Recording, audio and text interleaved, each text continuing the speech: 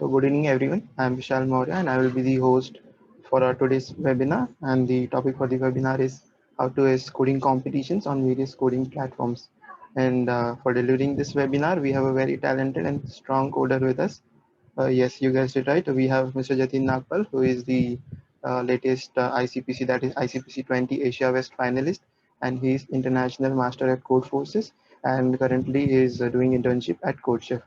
So Jatin Bhaiya will be guiding our community today. So this is going to be really a very wonderful and best, you can say, the learning webinar for this month as our community goes. And guys, we really want you to take the maximum output from this webinar. So it is requested that to be interactive in this webinar. Like if Jatin Bhaiya asks any question to you, you should give answer as soon as possible. So with that being said, I will not take your more time now and will invite Mr. Jatin Bhaiya to take over the session. So yeah, Yeah, thanks for the introduction. okay, I'm Jatin Akbar, and as you know, I'm currently studying in my final year of Triple I Tuna, and yeah, I'm currently interning at CodeChef. So today's session is about how to ace coding competitions on various coding platforms. Let's straight away begin with it, right? Mm. Before beginning, I would like to tell that since we already had some sessions about how to start CP, so this session won't be for absolute beginners who don't know anything about competitive programming. And this session is basically for those CPs who even though code, but they feel like they lack somewhere, like they might be doing something wrong or something. And obviously it is not for really good CPers who know how they have to go and how they have to rise their level. So and the basically the session would cover some of the basic. I would give you some of the basic introduction about coding, this coding competitions, and that would be just an introduction. And after that, the main part would be I would discuss some strategies, tips, and ways to excel in this. Right. So I would want to make this session interactive. So next slide would be a question from you guys. So I just want you guys to tell in the chat section, or you guys can even turn on the mic and tell that what are coding competition like with respect to competitive programming. Okay. Other thing they say that these are problem solving competitions with time constraints. Yes, we have some constraints that we have some pressure of time that we have to solve them in this time, and the code should also run in this time, such a thing. And it's an competition where we compete others in coding and building logics, as that is also correct. And coding competition means solving a real life problem in a certain time. Yes, real life well defined problem which we have in a contest, that can be said. So yeah, pretty much that is it. Like I would call it as it's basically, I would say that these are puzzles, like a puzzle transformed into a programming contest. Like you have to make a program out of that puzzle. So I would quickly give a review of these some of the coding contest platforms. So this is basically the introduction part, where I would be telling that which sites are the best things which you should do.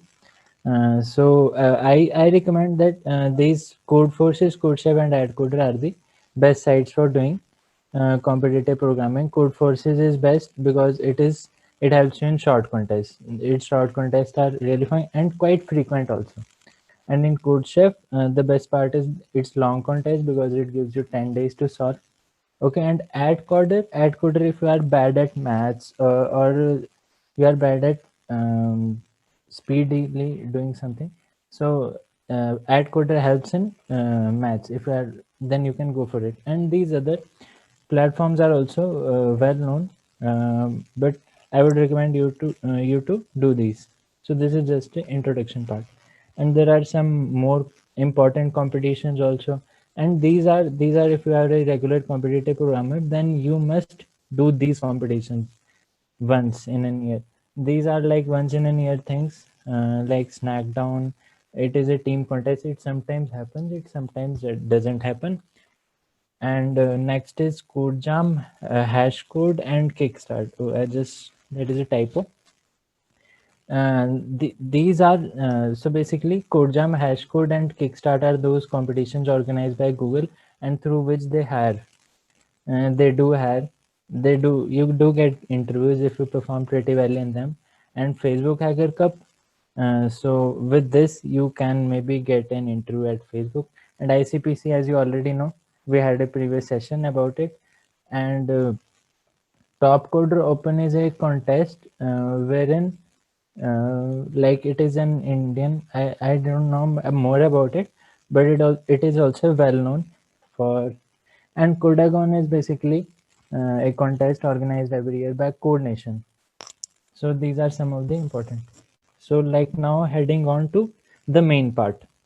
The main part being that some of these strategies, if something you are doing wrong and something.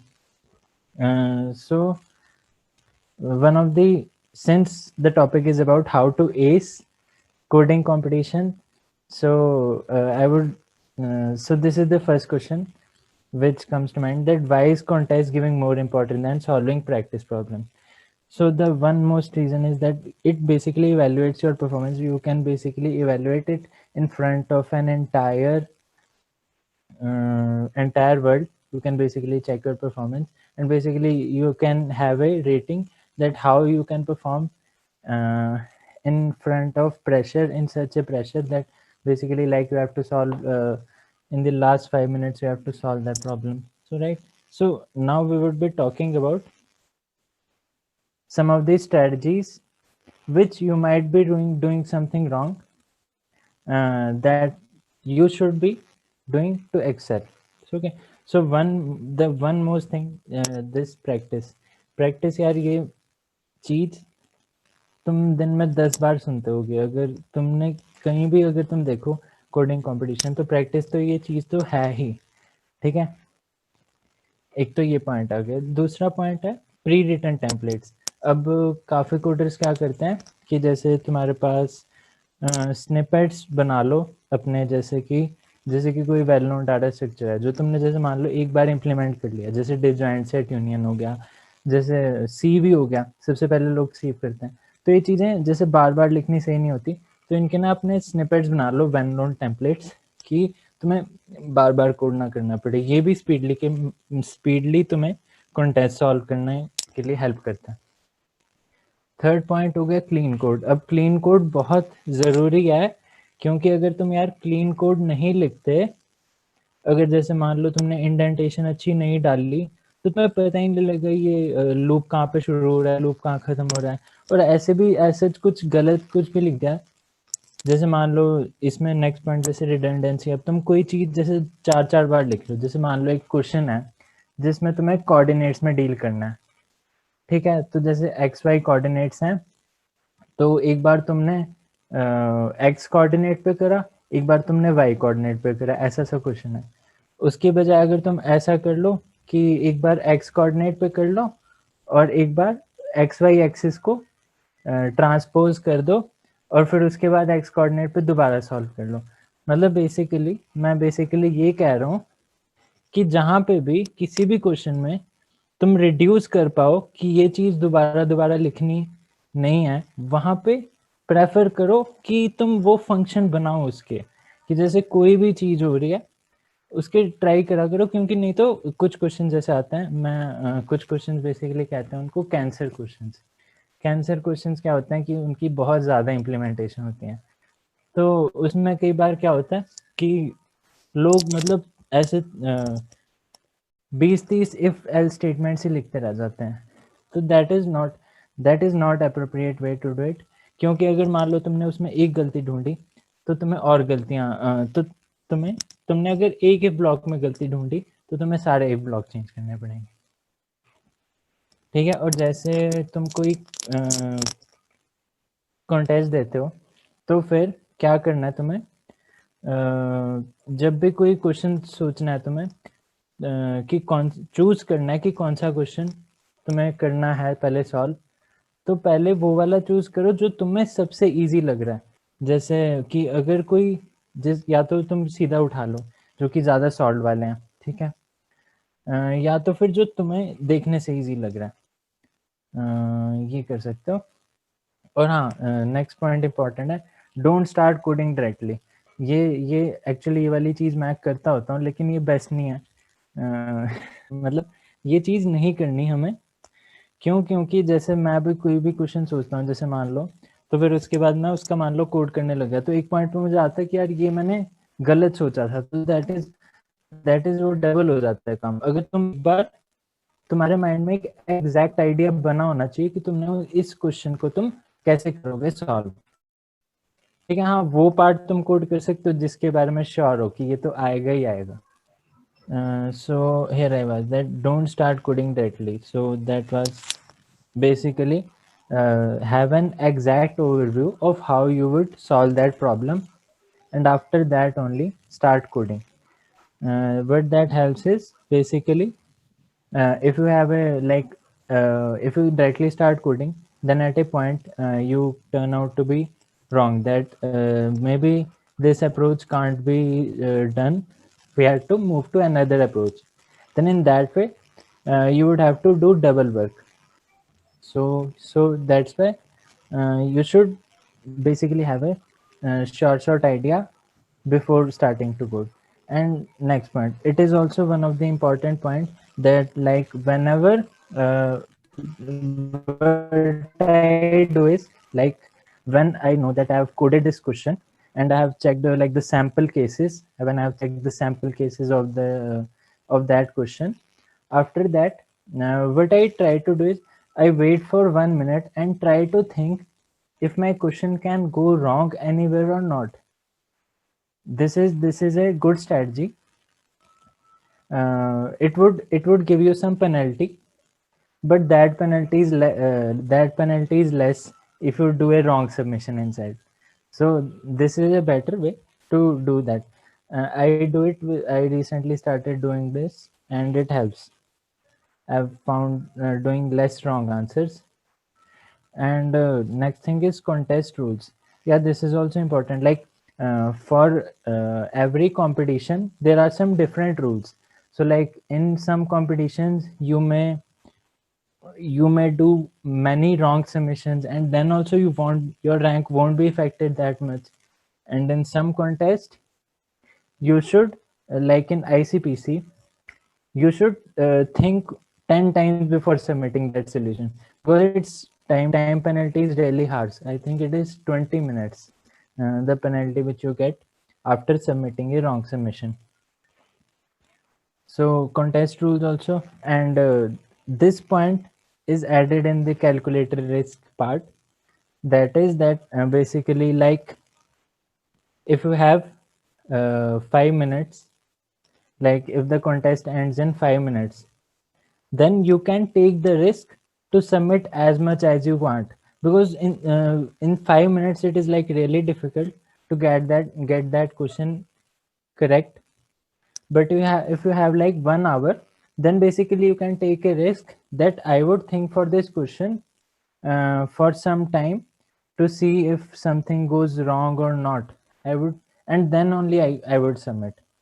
And basically you don't have to panic.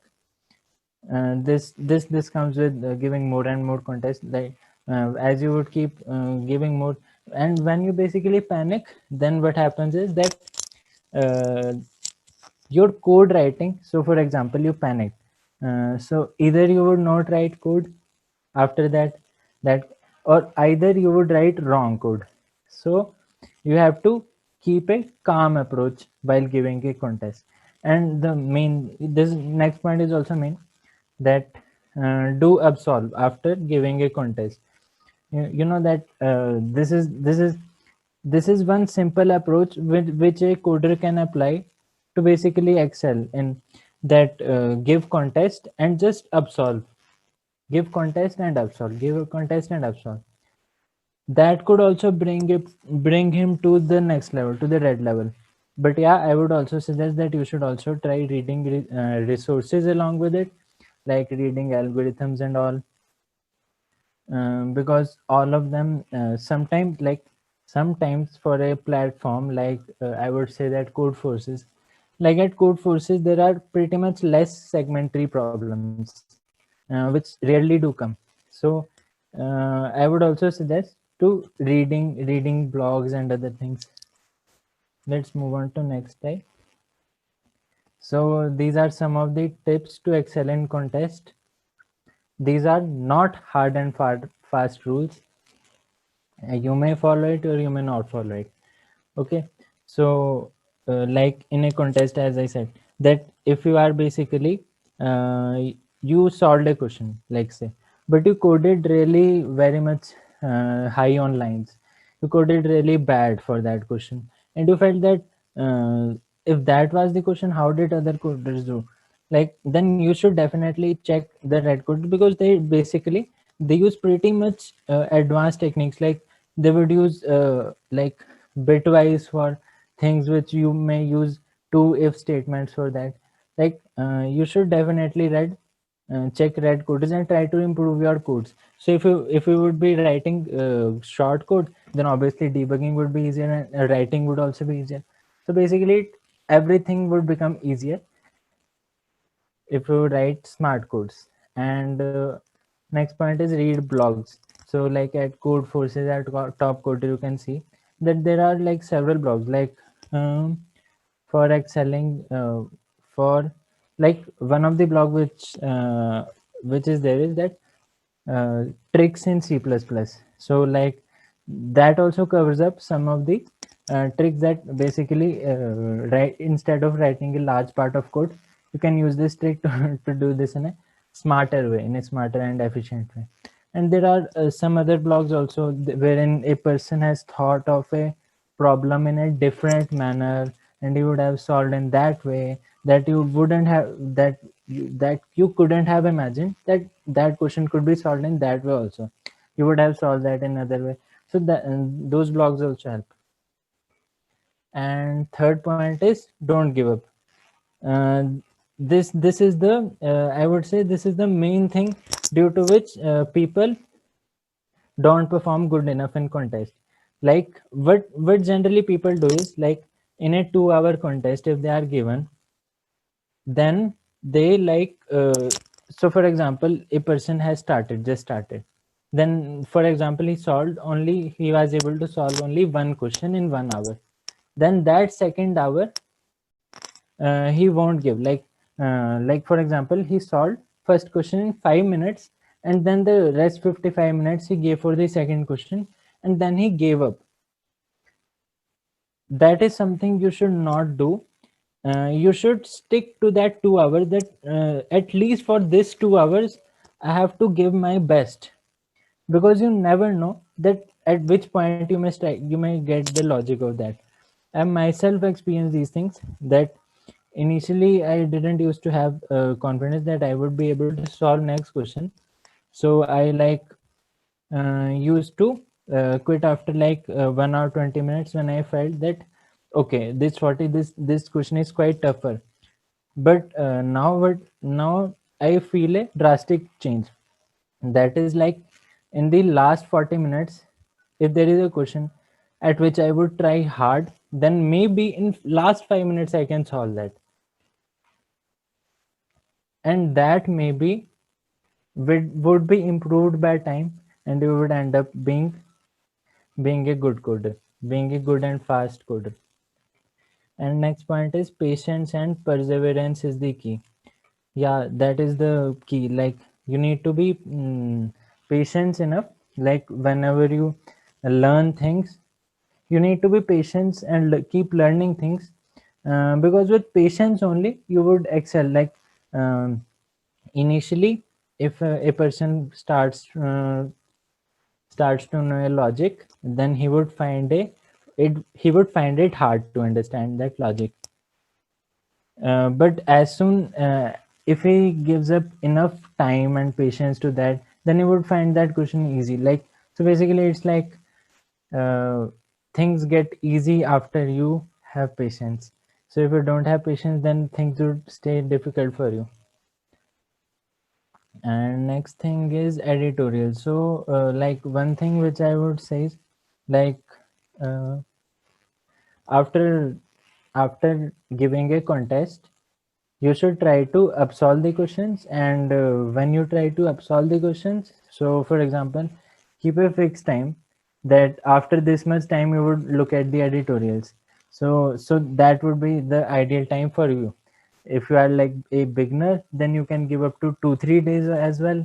And if you are a quite experienced person, then you can say that I would give 2 hours for this. And after that I know that this would be from a new topic about which I don't know. So that basically depends on you, that how much time you want to give after looking. And in the end, do look at the editorials. Like if you are not able to solve a problem, then there is nothing wrong in looking at editorials. Okay, let's look at some of the do's and don'ts to do during the contest. So one of the main thing is that confidence. Like this is one of the most found thing in, if a person is becoming, like if for example if a person is becoming red in under 1 year, then that is all due to confidence. And confidence is really important because, like I would say that you can solve any person can solve any problem. But since you don't have the confidence, if a like person doesn't have the confidence, so if that person doesn't have the confidence, so that he feels that he won't be able to solve the problem.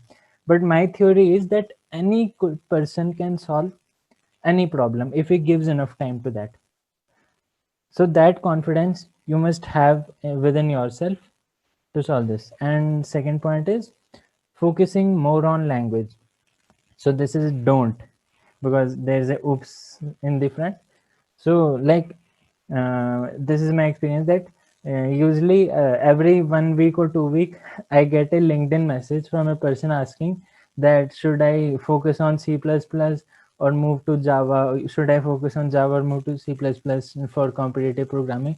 So like for those I would like to say that don't focus too much on the language, because CP competitive programming is more about logic.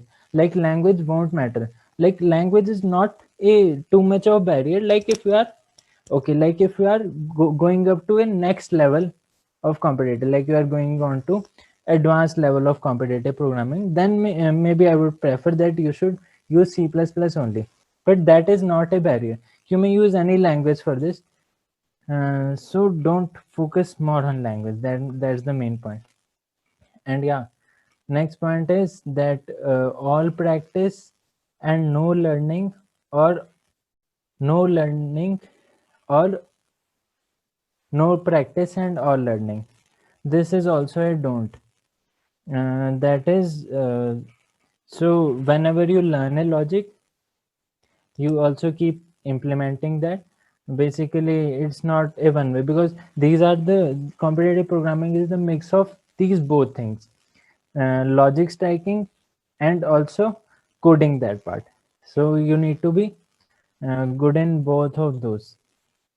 And this is also one of the major don't. This don't I followed for the last year 1 year, and I haven't seen any progress. But that was my own reason, that I wanted to do contest just for fun. So I didn't wanted to make my level rise. But this is a big don't, that you only participate in contest.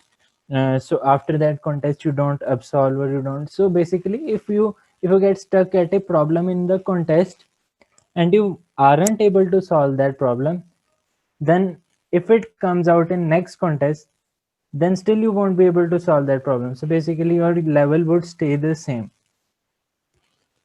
And next point is giving up early. Yeah, that's what I already covered, that you have to, if you are giving up a 2 hour contest, then you have to stay for that entire time. And yeah, if you are extremely willing to do competitive programming, then if you feel like that world is so much of competition and you give up early, that is also a big don't. Because what I think is that any person can do quite better at coding. Like any person can become I would say red. at coding if he gives up enough time and effort, if he has that burning desire in him. He wants to do this. Okay, so in the end, like, I had written a quote like, most programmers don't do programming. Most programmers do programming not because they expect to get paid or adulated by the public, but because it is the fun to program. So like, as you know, you might know that there are many contests where you get paid, like paid really heavy amount of prizes for that three-hour contest. But that should not be the main reason. There are many motivation factors which you may be. There are many motivation factors which for which you might do competitive programming, but the main one should always be fun. Many people start competitive programming with the aim of getting to higher big tech companies. That should not be the main aim. Main aim should be you should enjoy the process of learning competitive programming and learning how to think of logics and things. That should be the main aim. Okay, let's like, now it's kind of the end of the, you can find the link of this doc in this link. So that this is basically the kind of end of session, but in the end I would like to take some of your doubts.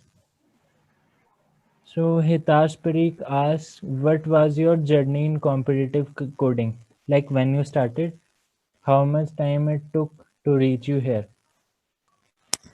So it was just like every other person. I started in my first year, like some of them started second year. I started at first year. In the beginning, I was like quite enthralled. I used to think all days about competitive coding only, about how to do that next problem in long. So I basically started with CodeChef long challenge only. I used to think all those 10 days, and basically that made my habit to, basically that also built up my confidence, because for many questions I used to think 2 to 3 days up to, and that too whole days. Like, I had a confidence in my mind that if this question can be solved by 200 other programmers, then why can't I? And then basically I gradually improved. I learned things, and like, for like, you can see for past some year, 1 year I've been doing it just for fun, and I didn't learn a lot of things, but yeah, I learned a bit of them. So basically my first 2 years went quite well, that I basically enjoyed it to the best.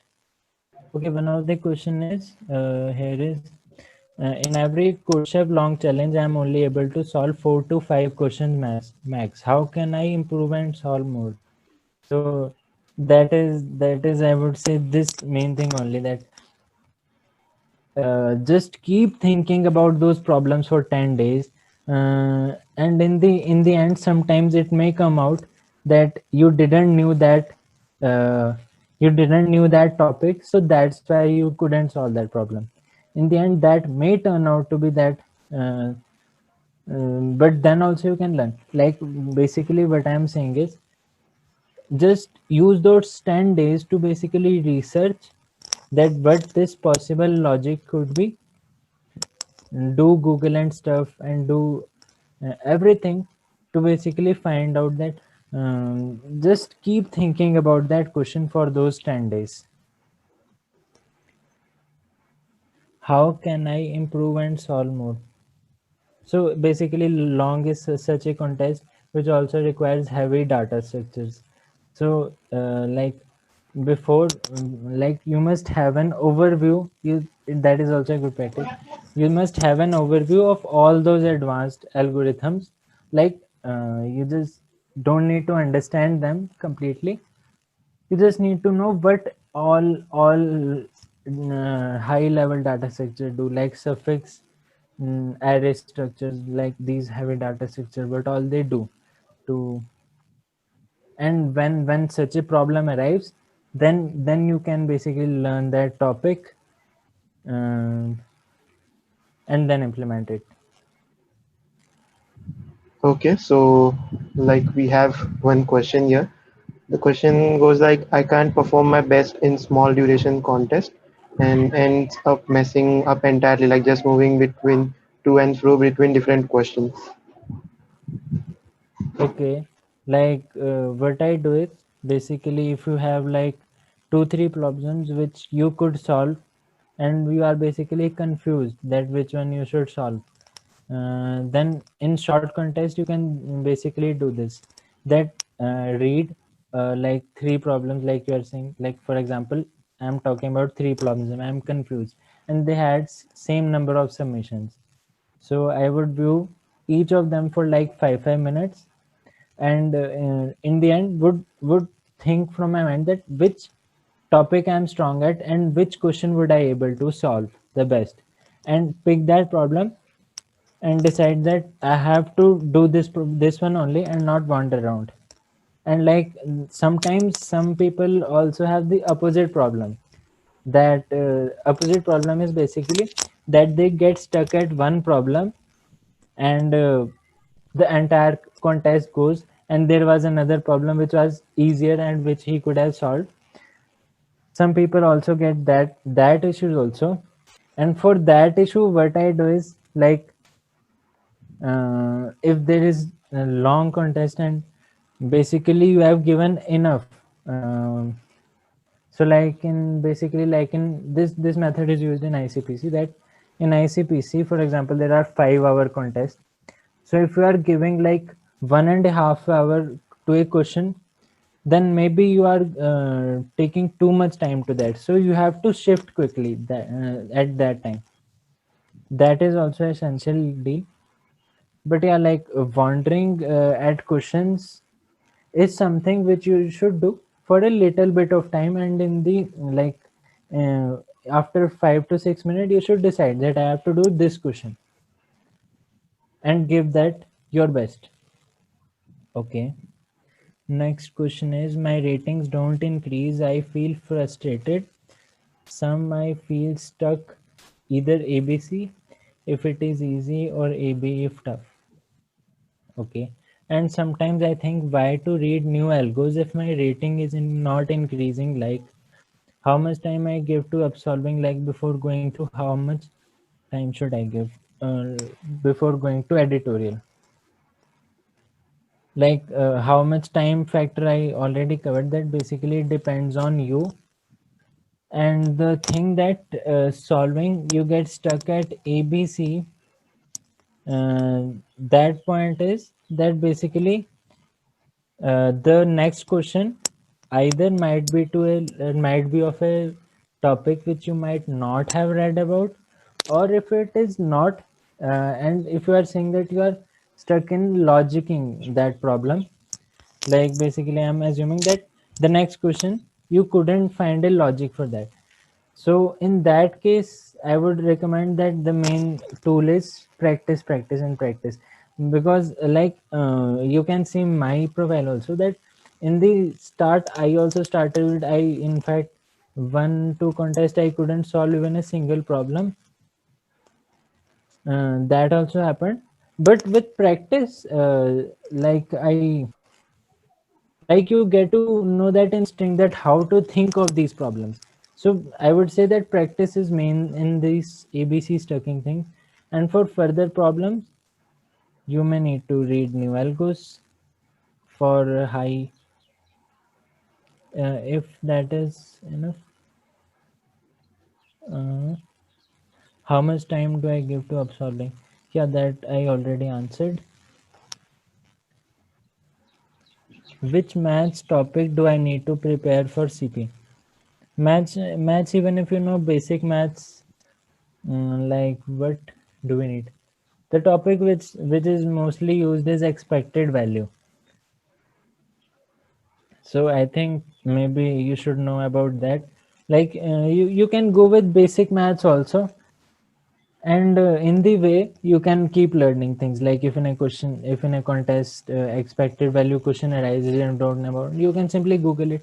So I would say, like, in the beginning you don't require any maths, but you would keep learning, like sivo is also, like, these all are competitive programming topics also, or they can be considered math topics also. So you can basically think them as competitive programming topics, and you can basically see that you don't need the maths basically. You can assume that. Okay, so Yes. we have one more question here. How to approach for best time complexity solutions? Like, one of the thing which I'm assuming that you would be knowing is that best time you can basically judge by the running time, that your running time basically doesn't exceeds 10 raised to power 8 operations in a second, like based on the time limit and the site at which you are doing coding. Like, some sites are slow and some sites are fast in judging the solution. Based on the site and based on the time, basically you can judge that which all are not the. And apart from that, how to judge the best, there is like not a fixed way to judge that what would be the best time complexity basically, because this is not like a college class or something where you know that this is some fixed way to find this. Some questions can be solved by some ways, because this is basically a real time problem where you may have to do anything out of the box and something like that. How to solve the harder problems like div2de, those problems are tagged graph plus dp and many other. Editorials are hard to understand and youtube videos are not sufficient. Like, editorials, basically I would say that editorials are concise. Like, what I do is that, if I find them hard, then I read that same line again and again, and somewhere you may be able to understand that, because this is all what it is. Like, at Codeshop, you can find that they intentionally write quite long editorials so that a beginner can understand. And at Code Forces, you may find that they write too much concise. And for Code Forces, what I do is that same strategy. They are concise, but they are up to the point. And like, you don't need anything else to understand that. That I can say for sure. Like, okay, if some word is used, which might not be knowing about, then obviously you need to refer other sources about knowing about that word. But I think, like, these editorials are quite concise, that if you read them pretty much times, then you can be able to understand them. Okay, and basically you are finding hard to do graph and dp problems, right? Because D and E problems are basically based on graph and DP. So DP is to basically something which improves over practice. Okay, DP basically thinking that this problem can be this can also be solved, and there are like some types of DP also. You must know some of the standard types, like that would help you a lot. And basically you can also try to create them on your own. That is also a good thing to do. And so yeah, dp is basically for practice. Dp is practice, because there are, like, I can guarantee that there would be some questions that even a red coder won't be able to solve of dp. And for graph, first of all you must, like, have some basic knowledge of some of the questions of graph, like.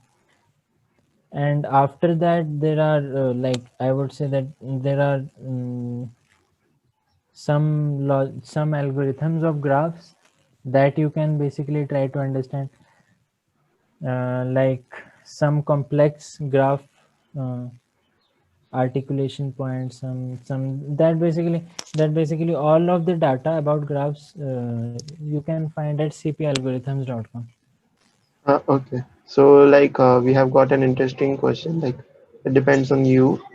He's asking basically if at any point of time we feel stuck in CP, like if particular question is we are not able to solve or we are not able to perform good in contest, then it feels like we should move over to development. We should like we are not made for CP. Like they basically lose their motivations for basically doing the CP.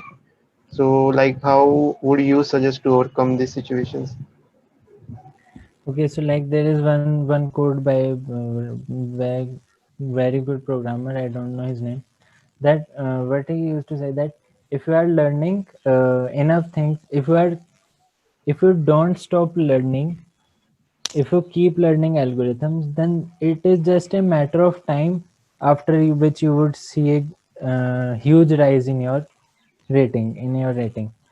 So what he means to say is that basically there comes time that like when you are stuck at some problems, or there comes many times like um, but like that is also the main thing about don't giving up, which I told in this session, that it just take patience. Like I would like give an example of guitar only. Like for example, when you are learning a guitar, then basically you find it hard to strum faster, something like that. So if you would give up that time, so what happens is like the next day, like that time you were finding it hard, but the next day when you try to do it, then maybe you find it quite easy to do that.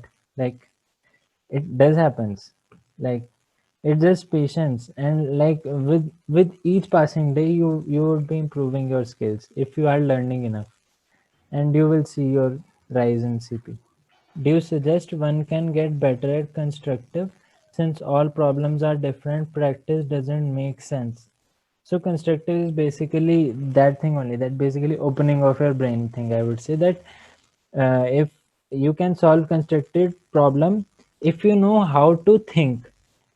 So if you keep on practicing like constructive problems, then like and everything you learn from anywhere, that you can apply it at any other place. And this I think is uh, this is also my theory, that anything which you learn at one place you can apply it other place. So if you know how to apply logic of a constructive problem, then you know how to think, and then you can, yeah, you can for sure, if you practice, then you can solve constructive. Yes, I see. Yeah, this is something I also find, that ICPC problems have more of geometry, like convex hull and other like pretty much advanced geometry stuff. Convex hull trick. These algorithms actually I also find hard to solve them. So I may not be the best person who can guide you with this, but for geometry problems, we have you might have had that uh, some doc where like I would just need to find that resource. So like okay, I would send you the link in the Discord channel. You can join that about that geometry learning problems. The question can be, is CP useful in future? That can be the, Uh, SCP. yeah, that can also be the Okay, yeah, question. I guess this is typo. Okay. Like directly you won't be solving CP. Like if you are into major tech companies, then you won't be directly using, but indirectly the skills which you have learned, the how to think of any question, that skills would benefit you. And like if anyone is into quite deep implementation thing, but generally we don't get those stuff. Generally you can assume that for a general person, anything which you learn with CP would help, but not exactly that. You can say exactly that might be there or might not be there. Okay, so I guess we are done. Okay, so as we are done with our Q&A session, I will now like to conclude this webinar. So thank you, Jatinder, for your valuable time and all the hard work and the PPT or the your perspective behind everything, covering entire journey in such a short span of time. So I will thank you on behalf of our communities. Okay, so finally, I will just thank once again all the participants for patiently listening this webinar and showing their support for this community. So with that being said, we conclude this webinar. So thank you all. Thank you for your time and attending this webinar. Stay healthy and stay safe. Okay, keep coding. Bye bye.